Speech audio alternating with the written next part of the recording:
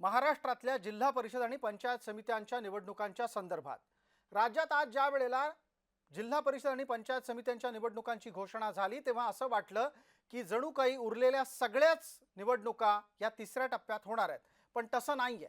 आरक्षण मर्यादा न मोडणाऱ्या निवडणुका घोषित झालेल्या आहेत।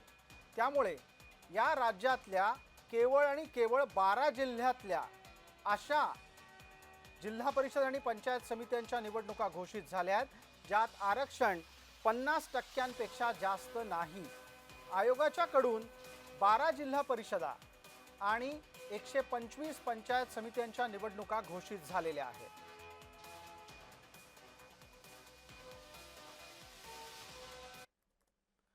पंचायत समित्या आणि त्याचबरोबर जिल्हा परिषदेच्या निवडणुका आज घोषित झाल्या। या संदर्भामधलं एक महत्त्वाचं धोरण आपल्याला लक्षात घ्यायला हवं। तिसऱ्या टप्प्यात होणाऱ्या या निवडणुका अवघ्या 21 दिवसात निवडणूक आयोग आटोपणार आहे। इतक्या अल्पावधीमध्ये होणाऱ्या या कदाचित पहिल्या निवडणुका ठरतील। परिषद आणि पंचायत समितीच्या निवडणुका घोषित झाल्यानंतर इतका कमी कालावधी का आहे याचं उत्तर सध्या तरी आयोगाकडे नाही।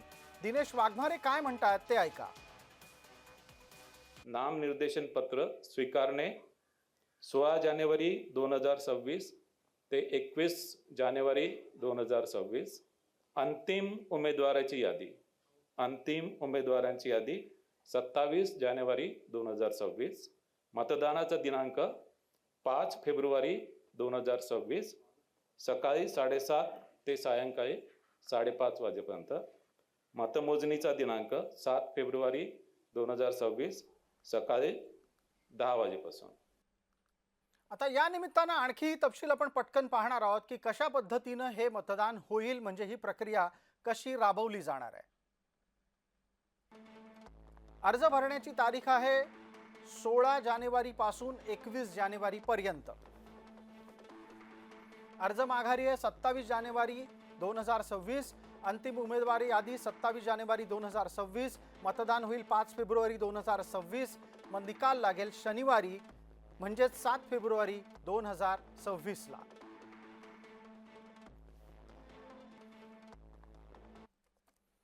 महाराष्ट्रामध्ये महानगरपालिकांच्या निवडणुकांच्या निमित्तानं प्रचार शेवटच्या टप्प्यात पोहोचला असतानाच अनेक ठिकाणी राडे झाले आहेत। मतदानाच्या आधीच हा सगळा गोंधळ राज्यभरामध्ये ठिकठिकाणी झालेला पाहायला मिळाला। राज्यात अनेक ठिकाणी दोन पक्षांचे कार्यकर्ते परस्परामध्ये भिडले, त्याची ही प्रातिनिधिक दृश्य आपल्या समोर येत आहेत। पहिलं दृश्य आपल्या समोर आहे ते कल्याण डोंबिवली महानगरपालिका परिक्षेत्रातलं आहे, दुसरं आहे अंबरनाथ इथलं, तर तिसरं आहे नाशिक मधलं। पहिल्या चित्रामध्ये दोन पक्षांचे कार्यकर्ते एकमेकांमध्ये भिडले, तशीच काहीशी परिस्थिती अंबरनाथ मध्ये होती। मात्र जे नाशिक मधलं चित्र आहे ते महत्त्वाचं आहे, ते आपल्याला जरा बारकाईनं पाहायला हवं, कारण तिथे एका आम आदमी पक्षाच्या उमेदवारावर चक्क पिस्तूल रोखून त्याचा प्रचार बंद पाडण्याचा प्रयत्न झाला। हा प्रचार बंद पाडण्याचा प्रयत्न पिस्तूल रोखून ज्यांनी कोणी केला त्याला स्थानिकांनी बडवून काढलं। एका बाजूला हे राडे घडत असताना दुसऱ्या बाजूला राज्यभरातून निवडणूक आयोगाकडे तक्रारी आल्या आहेत त्या पैसे वाटपाच्या। राज्यभरातून या पैसे वाटपाच्या तक्रारी ठिकठिकाणहून प्राप्त झालेल्या आहेत। निवडणूक आयोग त्या निमित्तानं सक्रिय झालाय असा दावा करतोय। पैसे वाटपाच्या तक्रारींच्या विरोधामध्ये आयोगानं आत्ताच्या घडीला वेगवान कारवाई केल्याचा दावा केलाय। राज्यात मताला सरासरी 5,000चा भाव फुटल्याचा दावाही राजकीय पक्ष करतायत। दरम्यान या निमित्तानं राज ठाकरे यांनी पैसे वाटपाच्या संदर्भातला एक गंभीर दावा त्यांच्या ठाण्यातल्या सभेत केला होता। उद्या सायंकाळी 5 वाजता सगळा प्रचार थांबेल, संपेल आणि मग सरकारकडनं घराघरात पैसे वाटायला सुरुवात होईल। ती आधी झाली आहे सुरुवात। भारतीय जनता पक्षाचे लोक पैसे वाटतायत आणि शिंदेचे लोक पकडतायत। काय चालू आहे सरकारात तेच कळत नाही। आमचे सहकारी आणि प्रतिनिधी विजय चिडे आता आपल्या सोबत आहेत। विजय, माझा आवाज आपल्यापर्यंत येत असेल तर आपण समोर बघा आणि पटकन सांगा की संभाजीनगरामध्ये पैसे वाटण्याच्या संदर्भातली जी चर्चा समोर आली ती कशी आली आणि एका मताला काय भाव दिलाय? नक्कीच सर, पाहिलं तर छत्रपती संभाजीनगरच्या बेगम परिसरामध्ये जे आहे ते सकाळी एक यादी प्रसिद्ध झाली होती, सोशल मीडियावरती व्हायरल झाली होती आणि त्या यादीचं जे आहे त्याच्या एका अज्ञात व्यक्तीनं चक्क बॅनर तयार केलं होतं आणि त्या प्रभागामध्ये असणारे मतदान जे आहे ते त्यांचं नाव त्या ठिकाणी होतं आणि त्या मतदाराची यादी जी आहे ती देखील त्या ठिकाणी होती. त्यांना कोणाला किती पैसे वाटायचे हे देखील त्या ठिकाणी होतं. त्यामुळे ही यादीचं बॅनर जे आहे ते करून त्या भागामध्ये लावण्यात आलं होतं. हे संपूर्ण प्रकरण जे आहे ते स्थानिकाच्या लक्षात आलं. त्यानंतर त्या ठिकाणी मोठा गदारोळ देखील झाल्याचा पाहायला मिळाला होता. मात्र ही यादी कोणी लावली याचा शोध देखील स्थानिक नागरिकांनी घेतला होता. त्या ठिकाणी असणाऱ्या कॅमेरे असतील किंवा इतर भाग असेल त्याचा देखील शोध जे आहे ते नागरिक घेत होते. मात्र त्या ठिकाणी असणाऱ्या एका परिशीवरती आणि त्यानंतर ते झेरॉक्स करण्यात आलेले कागद जे आहेत त्या कागदावरती संबंधित व्यक्तीचा जो आहे ते अदृश्य चारा जो आहे त्या पद्धतीने दिसत होता आणि त्यामुळे बिलकुल त्या विजय, चाऱ्यावरून या त्या संपूर्ण व्यक्तीचं घर प्रकरणाकडे देखील आपण लक्ष नागरिकांनी ठेवा, दाखवलं कारण होतं. येत्या 2 दिवसामध्ये अशाच प्रकारच्या अनंत घटना कदाचित आपल्या आजूबाजूला घडू शकतात. दुर्दैवानं भारतीय लोकशाहीचं हे दुर्दैव आहे.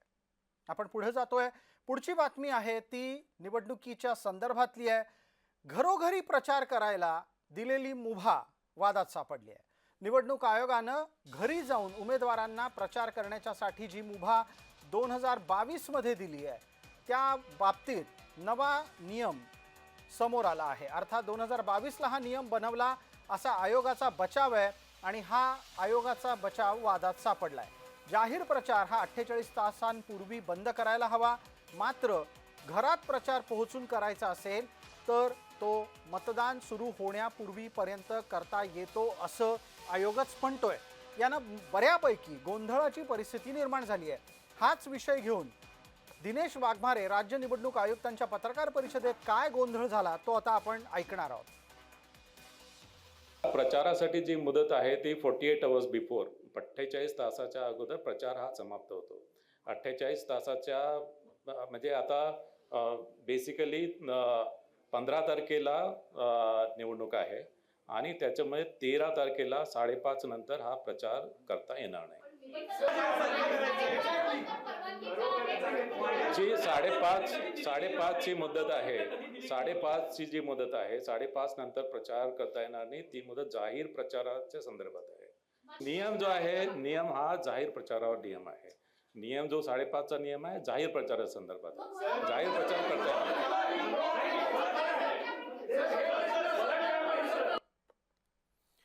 इतक्या गदारोळामध्ये जी पत्रकार परिषद झाली त्याला आमचे प्रतिनिधी शुभम उमाळे उपस्थित होते. शुभम, पटकन आपल्याला 1 मिनिटामध्ये उत्तर द्यायचं आहे की ज्या पद्धतीनं प्रश्नांचा भडीमार सुरू होता त्या प्रश्नांच्या भडीमाराला राज्याचे निवडणूक आयुक्त समर्थपणे पेलू का शकले नाहीत, उत्तर का देऊ शकले नाहीत?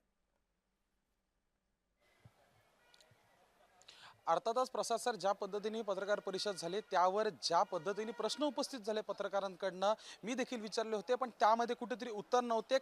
खरं चित्र हे काहीतरी असं होतं की एखादं वाक्य किंवा एखादी जी गोष्ट जो नियम बनवलेला आहे तो फक्त जाऊन सांगून येणे, त्या व्यतिरिक्त त्यांना कोणतंही कदाचित ब्रीफिंग हे देण्यात आलं नव्हतं. म्हणून हे असं झालंय का हा एक देखील अंदाज लावण्यात येतोय. पण सध्या आता 5:30 वाजून गेलेले आहेत. उमेदवार जे आहेत घरोघरी जाऊन आपला प्रचार करत आहेत.